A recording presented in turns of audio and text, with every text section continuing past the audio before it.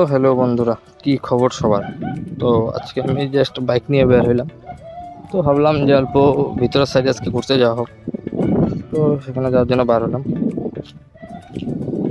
তো এখন ডাংতলা স্টেশনের পাশ দিয়ে যে রাস্তাটা গেল, তো আমি এখান দিয়ে যাচ্ছি এখন। এটা ডাংতলা স্টেশন।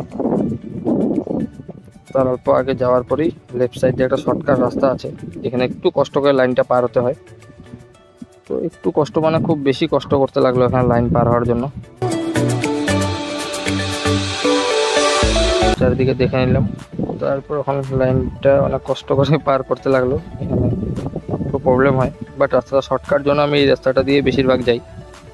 আর যেখানে যাচ্ছি সেখানে মনে হয় না কোনো রকম কিছু আজকে পাওয়া যাবে, কারণ সেটা একটা পিকনিক প্লেসই এবং অনেক লাস্টে যাচ্ছি আমি।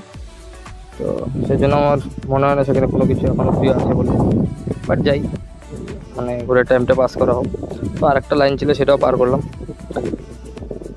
পার হওয়ার পরে সামনে একটা কাঁচা রাস্তা আছে, তো সেখান দিয়ে আমি যাচ্ছি এখন। আর একদম সামনে এখন আমি এসে বললাম সেই পিকনিক প্লেসের জায়গাটায়। তো এখন পিকনিক প্লেসে আসলাম, জায়গাটার নাম ভূমেশ্বর ভ্যালি, এবং তোমরা দেখতে পাচ্ছ এবং পূর্ণ কিছু নাই এখানে, শুধু কয়েকটা মানুষ এখানে মানে অল্প টেন্ট টাইপের বানিয়ে এখানে পিকনিক করা হচ্ছে। তো কোনো কিছু পেলাম না, তো আজকে দিনটা গেল বেকার, সানডের দিনটা। তো এখান থেকে এখন ব্যাক করি। ব্রিজটা ক্রস করে এখন যাচ্ছি। তো দেখি এরপরে কই যাওয়া যায়।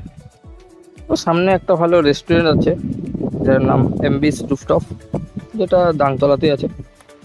তো এখানে বসে মানে খাওয়া দাওয়া করার মজাটা খুব আলাদা, কারণ এখানে মানে একদম ওপেন টাইপ রেস্টুরেন্টটা, যেখানে তোমরা বাইরের ভিউয়ে মানে খুব মজা নিতে পারবে।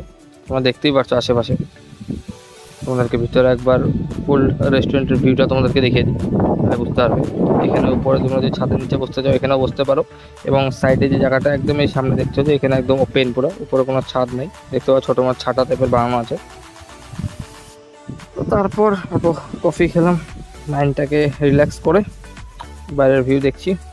তো আজকের ভিডিও এতটুকুই, দেখা হচ্ছে নতুন কোনো ব্লগের সাথে, ততক্ষণের জন্য বাই বাই।